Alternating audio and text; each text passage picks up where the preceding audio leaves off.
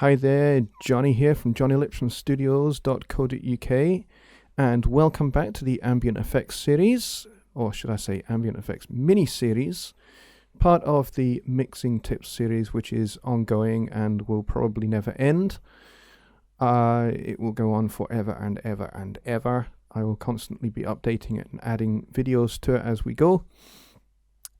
But in today's video, last time we did reverbs, and so today we're going to use the other main ambient effect that I make use of, and I only really use two. It's reverbs, several different types of reverbs that I might use.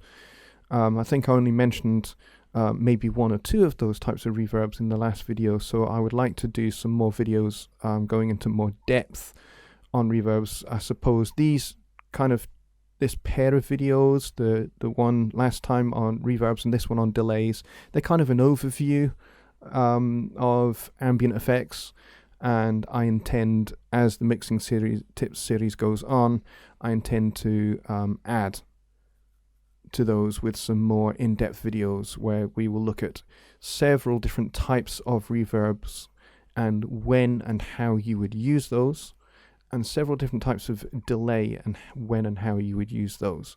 That said, in today's video, we are going to look at perhaps the three main types of delay that I use in a mix. So particularly we're going to be dealing with vocals, but I tend to use delays on some other instruments as well, like maybe some guitars. I use them on, maybe on, in fact, on one of my songs on my EP belonging to Tomorrow, I used a delay on a solo flugelhorn just to give it a particular effect, and that kind of was one of those happy accidents where I just accidentally sent the flugelhorn to a bus instead of to a delay bus instead of a reverb bus, and liked the result.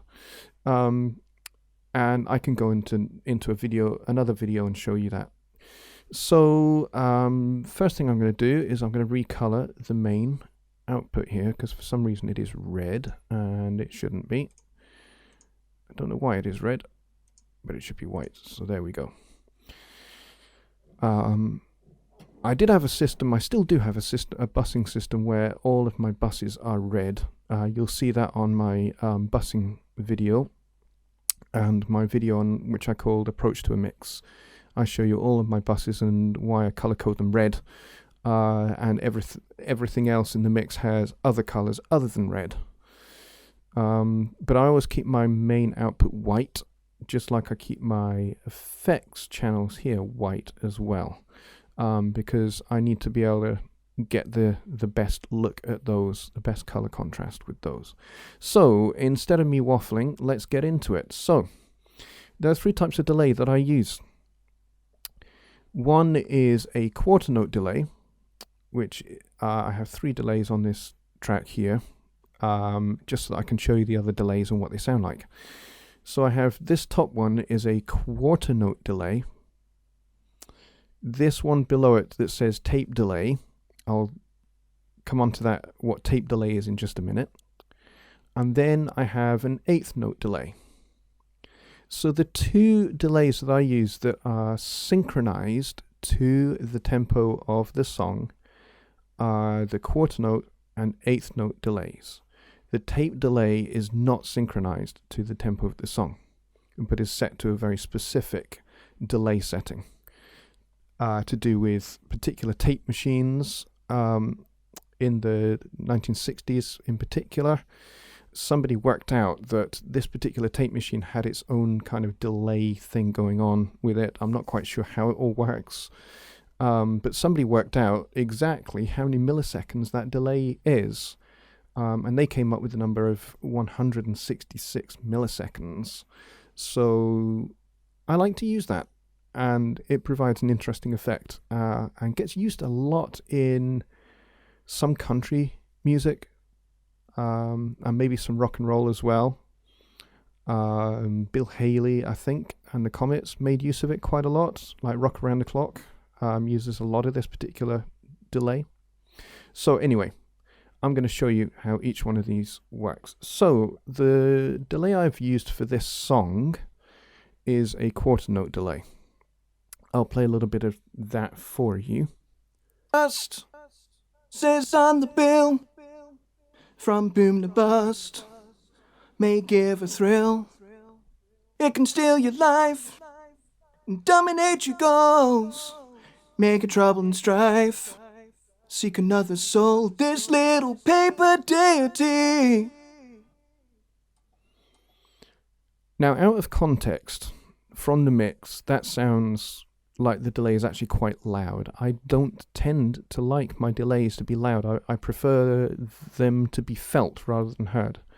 And I think I said in my previous video, the reverbs video, that that's my general preference. That I prefer ambient effects to be perceived, to be felt as a sense of space within the music, rather than heard specifically. So that's my approach to ambient effects just in general. So that's why I've gone for this quarter note delay here. Now with the rest of the song playing, it doesn't sound at all like that. So let's unsolo it, and you can hear it in the context of this. You're not going to do it. Why are you not going to do it? Hang on. There we go. And I'll back it up just a little bit because that was in the middle of a word. Okay, here we go. In God we trust, says on the bill, from boom to bust, may give a thrill. It can steal your life, dominate your goals, make a trouble and strife. Seek another soul, this little paper deity.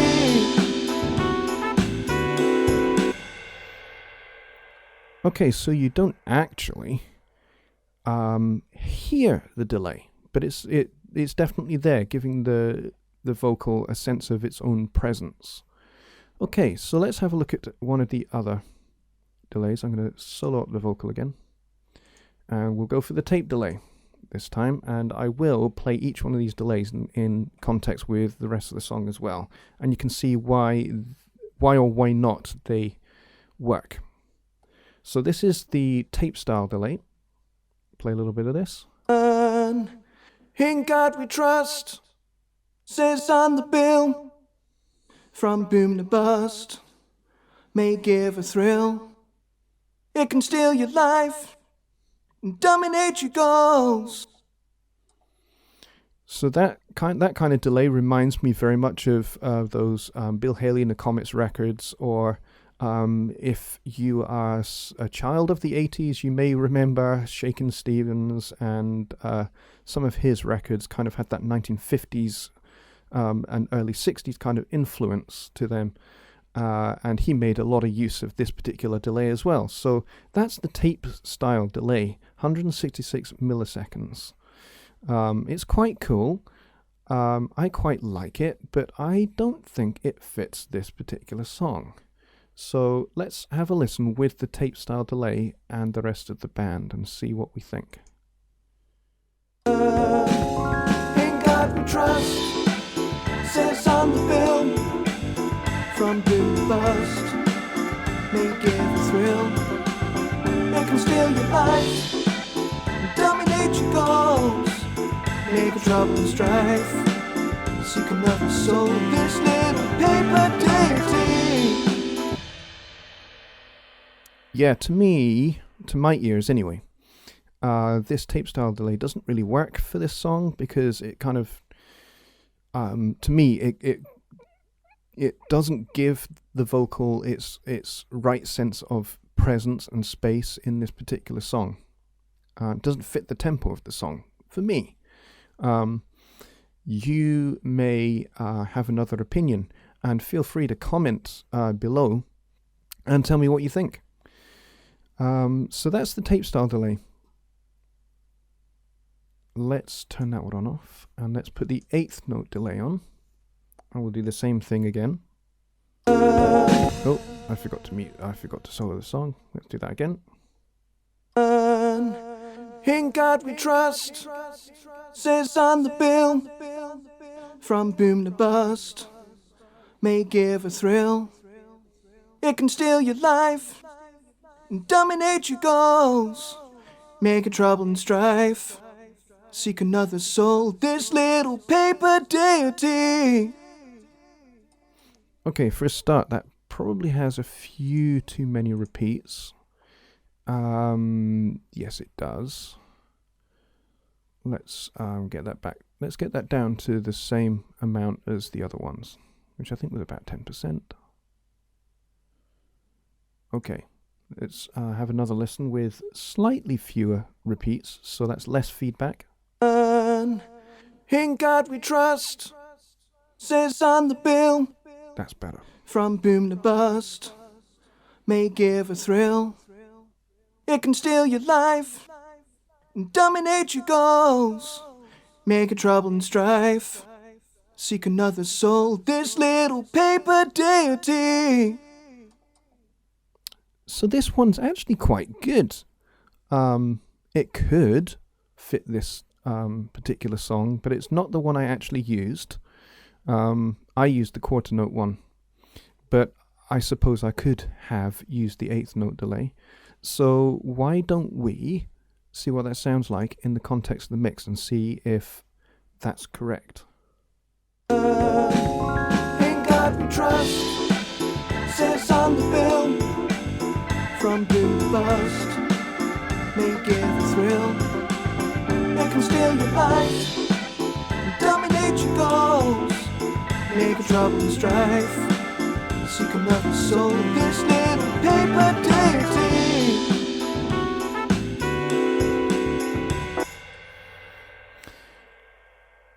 Yeah, so there you go. That's the eighth note delay in the context of the music, and I'm thinking that I was right. I was right to go for the quarter note delay. Now, these are quite subtle, so if you're not listening on studio monitors or a good set of headphones, then I would say it's a good idea to maybe rewind the video, start again, and have a listen to these examples with a good pair of studio headphones on your ears, or with your studio monitors in your studio would also be a great idea, because then you can catch all the subtleties of this. Might not be apparent otherwise. So let's have a look at the settings. So here's the quarter note delay. I'm not using any of the high or low cuts on this, and I've basically just set it to a quarter note, and I've set the feedback to 10% as well, and I've kept the width mono, so I'm keeping this mono right up the middle because that's where I want the vocal to sit predominantly. I don't want it to be ping-ponging around either left or right. I want it to be right up the middle. Now, there are certain cases where I might actually have the vocal ping-ponging just a little bit to give it a sense of width, but in this particular case that's not what I want. So width mono. And the tape style delay.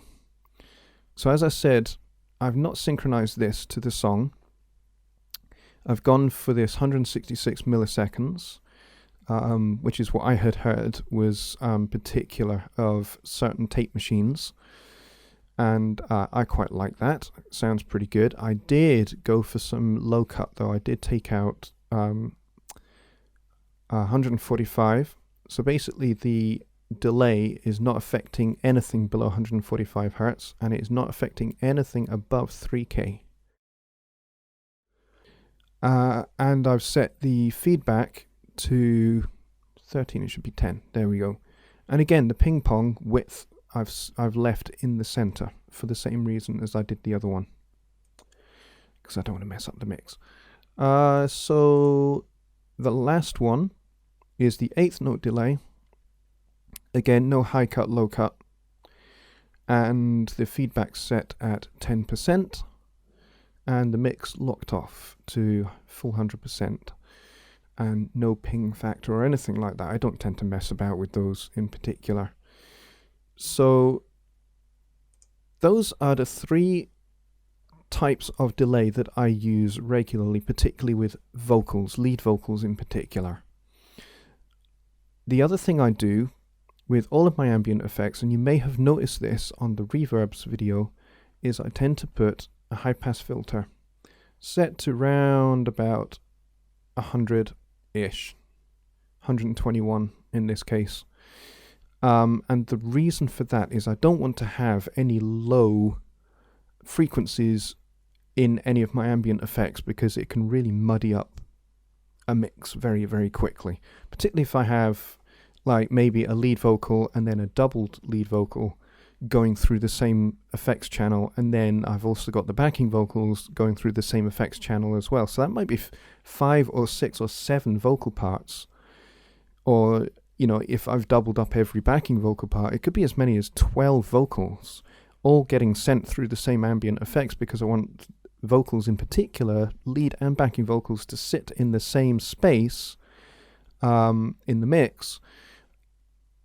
If there are no high-pass filtering on the effects buses, then those vocal tracks can get very muddy, very messy, very quickly, and it can kill a mix pretty easily. And then you're going to have to go back and try and sort that all out at some point down the road in your mix. And I would rather get that sorted, squared away early on in the mix. So always a high-pass filter on ambient effects. That would be my advice. Feel free to agree or disagree with that. Leave a comment below. Tell me what you think. And if you have any questions on anything discussed in this video, again, leave a question, and I'd be only too happy to answer your questions. Please subscribe and like this video. If this video has been helpful, please hit the thumbs up like button. Subscribe to my YouTube channel as well. That helps me out a great deal. And also, it means that you will be notified by YouTube when my next video is released, and you can get to enjoy another one of my tutorials. So I hope that all of this has been beneficial and helpful to you and help you take your mixes to the next level. As always, go and check out www.johnnylipshamstudios.co.uk, where you'll find a whole bunch of articles by me. You'll also find my good friend Johnny Gibes from Home Studio Trainer. You'll find a selection of his videos as well on my site. He and I are good friends, and we do quite a lot of work together. So I'm sure you'll see things that we do together either on YouTube or on Facebook. Go and check out, actually, if you are on Facebook, go and check out the HST Studio One support group. If you are a Studio One user, come and check it out. I'm one of the admins there, along with Johnny Gibe. And it's a great place to learn tips and tricks, and to ask questions, and to get support for any issues that you might have with Studio One. In the meantime, thanks very much for watching, and I will see you on the next video.